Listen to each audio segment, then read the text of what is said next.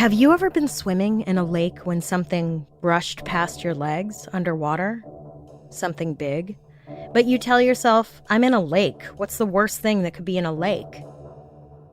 And then you're sure you saw a shadow of something swim by, and you start to really wonder, are there sharks in lakes? And how far is the dock? And couldn't I have been content to just read a book on the shore? And there's that shadow again. Welcome to Strange and Unexplained with me, Daisy Egan. I'm a writer and an actor who is generally terrified of the water, which has proven smart so far because I have 100% never been eaten by a mythical water creature. Today, I'll tell you 2 stories of such creatures who didn't let others off so easily.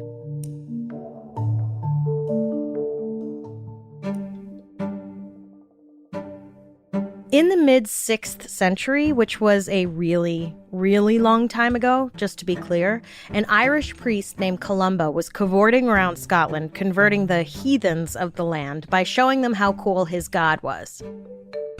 Columba was canonized after his death for introducing Christianity to Scotland, becoming Saint Columba. So, the pre-saintized Columba was in the town of Inverness. He came upon a riverbank where locals were burying a small child. The locals told Columba the boy had been swimming in the river when a water monster bit him, and then apparently just left him for dead. Columba announced that one of his buddies would swim across the river and bring him a boat that was docked on the opposite shore. The story goes that his buddy threw off his clothes but left on his underwear, which, thank God, am I right? It's very important that we know this guy wasn't naked. No one saw his junk. Anyway. The guy dove into the river and was very soon confronted with the same water monster that had bitten the child. But yea, did Saint Columba hold up his holy hand and make the sign of the cross. And he spake unto the beast, Think not to go further, nor touch thou the man. Quick, go back. And lo, did the beast retreat, as though pulled by cords, back to the murky depths from which he did come. And the heathens were like, praise be to Jesus, and they became Christians. Columba was basically the P.T. Barnum of Christianity. The river where this took place is called the River Ness, which feeds directly into Loch Ness, home to none other than the Loch Ness Monster. The modern-day fascination with Old Nessie started in 1933 when Aldi McKay and her husband were driving along Loch Ness, and we all know that loch is Scottish for lake, right? So, they were driving along the loch when, less than a mile out in the water, Aldi McKay reported seeing a tremendous upheaval on the loch, which previously had been as calm as a proverbial mill pond. That was my Scottish accent. McKay said she saw what she thought looked like the body of some huge creature resembling a whale, rolling and diving, churning the water into a bubbling foam. The creature was large enough that when it took its final dive under the water, it sent out huge waves. McKay and her husband stayed on the road for half an hour, waiting to see if they would spot whatever it was again, but in that time, it never resurfaced. The only paper that ran a story about the McKay's strange encounter was the Inverness Courier. Other than that, no one seemed very interested. Less than 3 months later, married couple Mr. and Mrs. Spicer were driving south along Loch Ness when they claimed to have seen a huge prehistoric creature cross the road in front of them, headed toward the lake. According to an interview the Spicers gave to Rupert Gould, who wrote the first book about the Loch Ness Monster, the creature had a long neck and a low, thick body, about 4 or 5 feet high. Mr. Spicer said he couldn't see legs or a tail, but he did see something flopping up and down, which he later thought was a tail, curled around toward the front of the animal. The couple said they couldn't tell if the creature entered the water because their view was obstructed and they couldn't hear anything over the sound of their engine. The author, Gould, however, claimed to have been watching the lake the same day the Spicers say they witnessed this thing cross the road, and he confirmed that the water was particularly choppy and noisy at roughly the location the Spicers claimed they saw the animal. Gould went into the interview skeptical, but based on their description and a drawing Mr. Spicer made, he came out assured that the Spicers were telling the truth and had in fact seen the Loch Ness Monster. Apparently, I'm less starry-eyed than Gould because while pretty much everything in that story sounds plausible-ish, the one giant hole, I think, is that the animal didn't react at all to the Spicer's car. Have you ever experienced an animal crossing the road in front of you? If they haven't frozen in the middle of the road, seemingly staring down their impending doom with some kind of hypnotized fascination, a la the proverbial deer in the headlights, they, for some insane reason, wait until the last possible moment and make a mad dash for Jesus right in front of your tires. It's like they thought, it's now or never! And you see them take off in front of you and you yell, couldn't you wait 5 seconds? But it's too late. You keep driving, trying not to check your rearview mirror for the carnage you've left behind, thinking about the single squirrel parent in their tree somewhere with 5 mouths to feed, waiting for their partner who will never come back.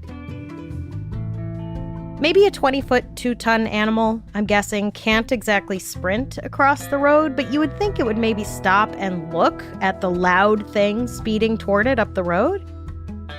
If it is slow-moving in general, I would imagine it would have at least glanced at the car to assess its own safety, you know? If the Spicers couldn't hear a splash over their engine, that is a loud fucking engine. Unless the Loch Ness Monster is deaf and has some kind of weird tunnel vision, it seems fishy to me that the Spicers never say she looked at them.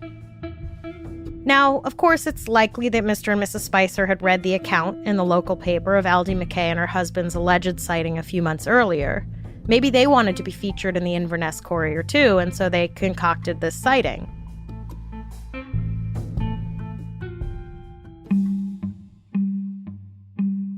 The beast in Loch Ness was already a local legend, whether or not people knew its origins. It's likely that anyone in that part of Scotland knew about a mythical beast that supposedly lived in Loch Ness. It was probably used to warn children not to swim out too far. An aquatic boogeyman. In fact, even before Columba was there to save people from water demons, the local Scottish tribes of the Highlands had carved a very strange-looking animal into stone that looked sort of like an elephant with the head of a seahorse. Apparently, all the other animal stone carvings look like recognizable animals, but this one is weird. So it would seem that even the ancient Scots believed in some kind of strange creature in their parts long before St. Columba and his Jesus magic. So maybe the tale of the weird elephant-like creature had permeated the culture and morphed. Whatever the case, these two sightings from 1933 gave us the image of the Loch Ness Monster we know today. She looks like a brontosaurus with flippers.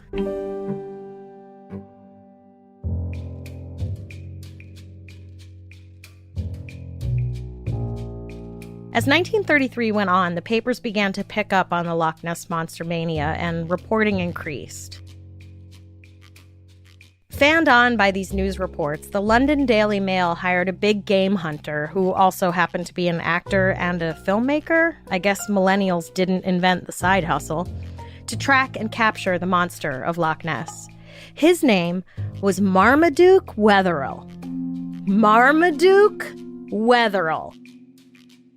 It took Marmaduke less than 4 days to find footprints of the elusive creature. He made a big show of making plaster casts of the tracks and had them sent to the Natural History Museum in London. In under a month, the museum came back with their official findings. The tracks were made by a hippo. A hippo? I hear you cry. I didn't know there were hippos in Scotland. The museum elaborated that the tracks were made by one hippo foot. One hippo foot? I didn't know there were one-legged hippos in Scotland. The museum elaborated further that the tracks were likely made by, wait for it, an umbrella stand or ashtray made from a hippo foot. Let's have a quick drink, shall we? Could you imagine seeing a beautiful, majestic creature in the wild, an elephant or a hippo, say, and thinking, You know what I'd like to do? I'd like to murder that beautiful animal and turn its feet into an ashtray. Now, either Marmaduke wasn't in on it and someone else made the fake tracks and he genuinely thought they were Loch Ness Monster tracks and confidently sent them off to London like, watch this, everyone. Or Marmaduke himself grabbed his hippo foot accessory and stamped it into the road at Loch Ness and sent the plaster cast off to London like, watch this, everyone.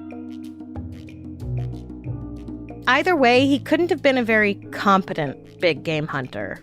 Surely most big game hunters know that big game animals have both left and right feet, generally speaking.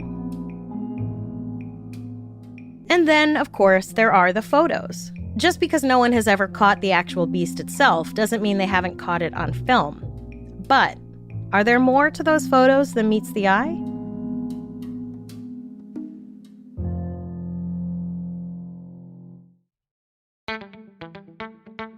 When people seriously debate the existence of the monster of Loch Ness, which they do, there are two photos they refer to. The first photo was reportedly taken in November of 1933, and I honestly don't know how to describe it. We'll put it on all our social medias, and you can tell me what you see. Bloggers with more time on my hands than I have picked it apart. One outlined what he claims to be the image we're supposed to see in the photo. To me, it's a stretch. But then again, like I always say, what the hell do I know? If I didn't know what it was supposed to be a picture of, I wouldn't even know it was of water.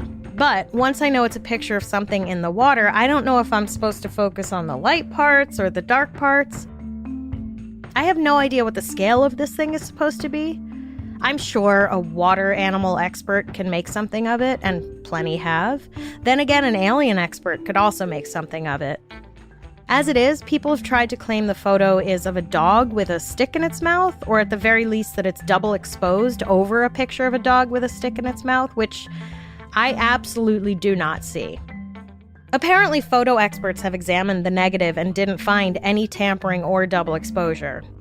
And, of course, the negative, it seems, has been lost to time. Someone probably threw it out because that's what people seem to do with important historical evidence. The other, arguably more famous photo is the one commonly called the surgeon's photo, though the man who took it was a gynecologist named Robert Wilson, so I don't know where they got surgeon. I suppose the gynecologist picture might have been a tad too suggestive, though it might have sold a lot of papers. Anyway. In 1934, the gynecologist Wilson was driving by Loch Ness when his companion shouted, "My God, there's the monster!" Then I guess the monster just stayed exactly where it was while Wilson got out his camera, set it up, and snapped the shot.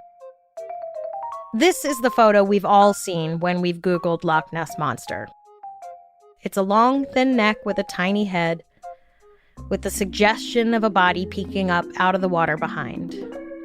In other words, a brontosaurus in the water. And, of course, the photo has been hotly debated for decades. Again, there's nothing else in the photo to show scale, so there's really no way of knowing what or even where this thing is. In 1994, the mystery was finally solved when two people from the Loch Ness and Morer project somehow figured out that the whole thing was cooked up by none other than Marmaduke Wetherell. This fucking guy.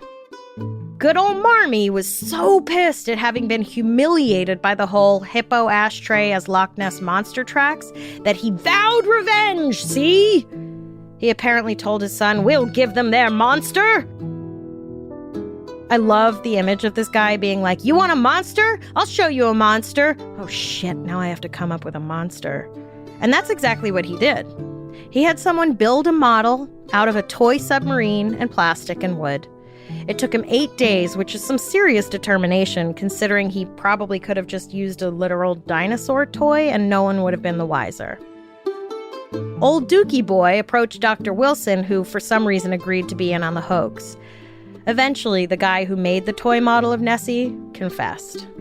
But that wasn't enough to satisfy Neil Clark, curator of paleontology at the Hunterian Museum in Glasgow, who in 2006 suggested that the famous surgeon's photo is actually of an escaped circus elephant swimming in Loch Ness.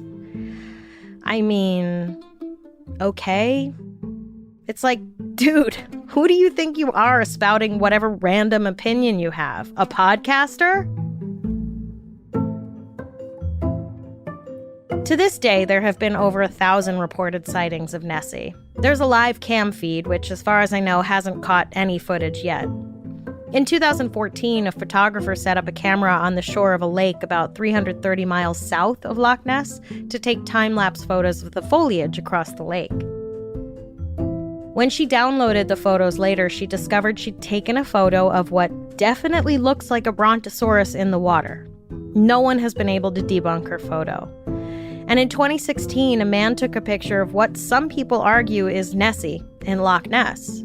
To me, it looks like 3 seals, which begs the question, what the hell are seals doing in Loch Ness? And why don't we see seals there more often? The Loch Ness Monster mystery has become a multi-million-dollar industry for Scotland and Inverness. Anywhere you go in Scotland, you can buy a Nessie keychain, bottle opener, or stuffy. Which is especially weird when you remember that the earliest story of Nessie was about her killing a little kid. Sweet dreams. Here's a murderous, bloodthirsty monster to snuggle with. Sleep tight. But the water monsters I'm going to tell you about next, trust me, kids, even good old St. Columba wouldn't be able to save you from these. These creatures from the deep just might blow you away.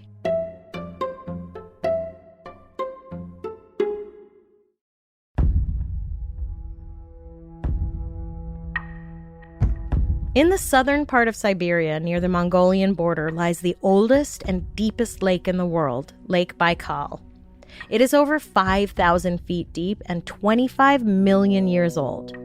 25 million years old. That's old, friends. Lake Baikal holds up to 20% of our planet's non-frozen fresh water. For reference, the Great Lakes are only 3,000 years old, and all 5 of them together hold about 20% of the planet's water. Okay? But considering what may be living in it, you might want to think twice before going for a dip in Lake Baikal. For decades, locals, scientists, and Russian military have reported lots of strange activity in and around Lake Baikal. Weird, inexplicable lights, bizarre shapes in the water, radar blips of unknown origin, whole ships being swallowed up by the water with barely a trace they ever existed, and, of course, UFOs. In 1982, during a naval diving exercise, dozens of feet below the surface of Lake Baikal, some divers came upon a small group of what must at first glance have looked like humans swimming in the depths. The naval divers quickly noticed, however, that the swimmers didn't seem to be wearing any scuba equipment. They were more than 160 feet deep in the water. And for those of you like me who have no idea how things work, experienced divers don't go more than 40 feet deep without scuba gear. The swimmers were, however, wearing what appeared to be tight-fitting silvery suits and sphere-like helmets. It was then that the naval divers noticed these mysterious underwater visitors were nearly 10 feet tall. Before anyone knew what was happening, these 10 feet tall humanoids wearing no scuba gear swam even deeper into the icy waters, disappearing into the murkiness below. Naturally, of course, the whole group was like, what? The Navy guy in charge of this group reported the strange encounter to Lieutenant Colonel Gennady Zverev, who conducted periodic training of reconnaissance divers, or frogmen, from the Turkestan and Central Asian military regions. Colonel Zverev was also like, what? So he sent 7 highly trained divers to Lake Baikal to capture one of the creatures. So there, at Lake Baikal, the naval divers descended deeper and deeper into the increasingly frigid water, and apparently got lucky and encountered the same mysterious creature on their first try. One of them tried to throw a weighted net over one of the creatures. Here, the divers' luck ran out. Some kind of invisible force, probably a high-powered sonar wave, shot the 7 divers back. No one knows if it came from the humanoid creatures themselves or from some equipment that was hidden deeper in the dark waters. Whatever it was, it blasted the divers with such force and speed that, according to local witnesses, they were catapulted more than 30 feet into the air before splashing back down into the lake, at which point one of them turned to the other and said, "We're gonna need a bigger net." That was a Jaws reference. Also, I'm kidding. I'm pretty sure none of them could say anything at this point. Now, because of my aforementioned terror of the water, I myself have never had to surface from the great depths of any body of water, let alone been thrown from the depths into the air. And again, I will say my terror is well placed because apparently the human body is not meant for such activities. If you surface too quickly from deep water, you can get the bends, which is not only a pretty good Radiohead album, but it's a pretty awful disease where nitrogen leaks out of your blood into your body and wreaks havoc and can kill you. Listen, kids, if the scary underwater monsters don't get you, the air pressure will. Just stay on land, please. All 7 naval divers got the bends, which, by the way, is excruciatingly painful. The only remedy for the divers was to be immediately put in decompression chambers. Unfortunately, all but one of the local naval-based decompression chambers were out of service. Each chamber was designed to hold no more than 2 people at once. So, there's 7 men, probably all writhing in indescribable pain, and 1 working decompression chamber to help them. Someone decided they could squeeze up to 4 men in at once, but no more, which meant the other 3 would be doomed. Let's just pause for a moment to imagine that discussion. Okay, so I have good news and bad news. Did they draw straws? Rock, paper, scissors? Like, how do you decide who lives and who, at best, continues suffering unbearable pain or, at worst, dies? And before you accuse me of making light of an awful situation, let me just say, where have you been? This is how I cope with things that are too awful to process. It's okay. However they got to their decision, 3 naval officers died, including the lead diver on the mission, and the remaining 4 men were permanently injured.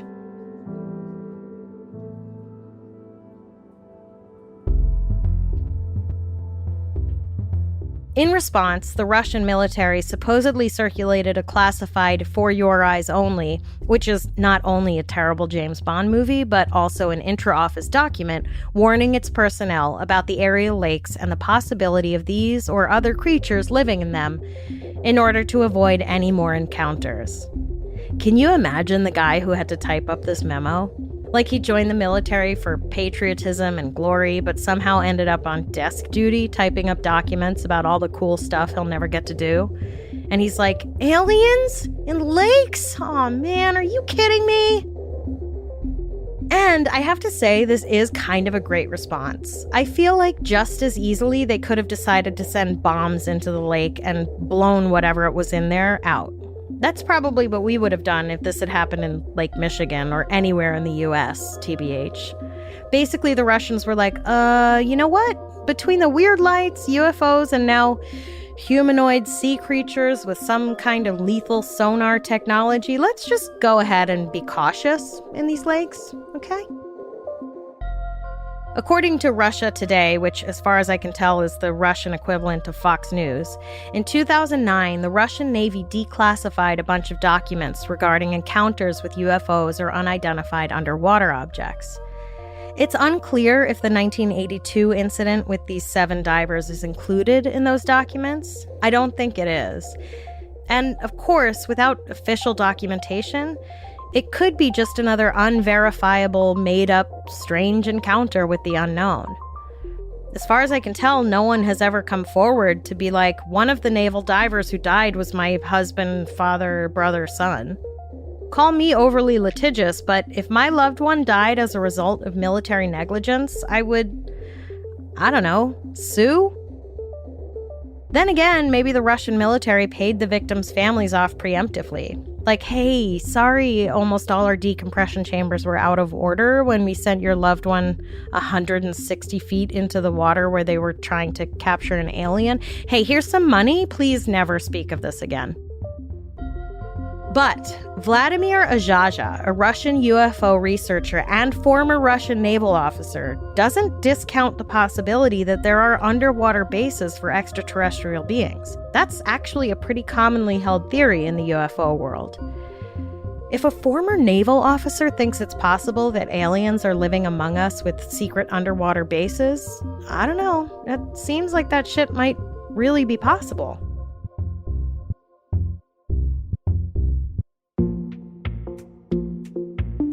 Also, ancient petroglyphs near Lake Baikal appear to show human-type figures wearing what could be described as helmets.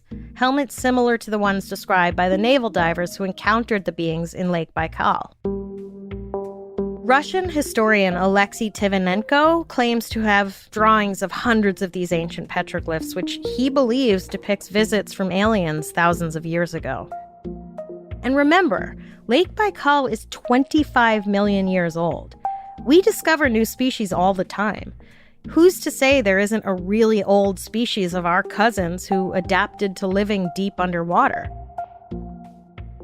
Or that we've adapted to live on land?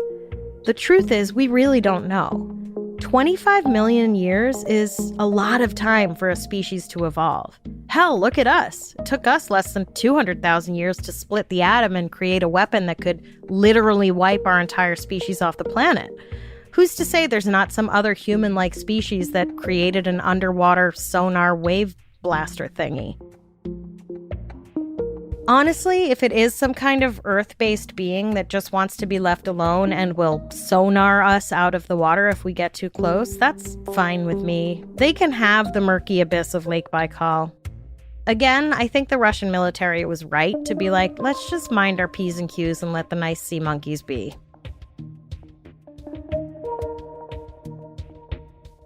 But if they are aliens, what are they doing down there? Like, you're gonna move into the nearby woods all hidden like, and then come at me with a shotgun if I happen to stumble upon your secret woods hideout? What the fuck are you doing in there? And why my woods? What's in there you need so bad? How am I supposed to not at least wonder about it? At the end of the day, I think the major takeaway here is that nothing good ever happens in the water. Whether it's some elusive prehistoric dinosaur who may or may not try to eat people, or some kind of distant aquatic cousin who clearly doesn't want us around, or literal aliens from another planet, who knows what all lurks beneath?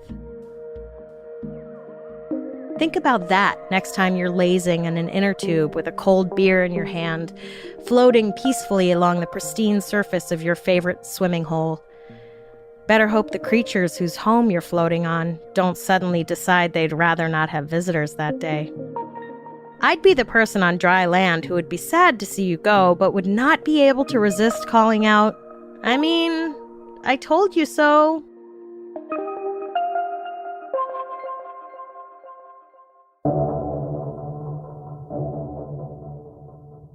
Next time on Strange and Unexplained with Daisy Egan, the simulation theory.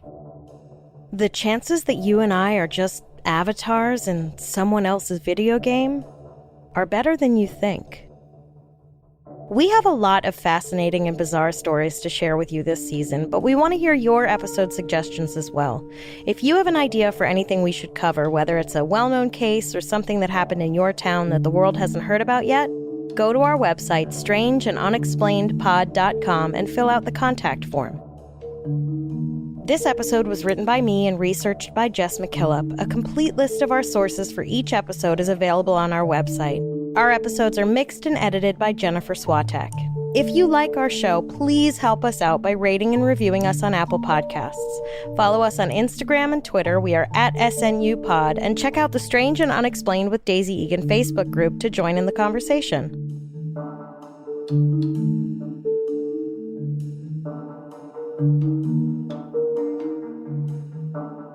Thank you.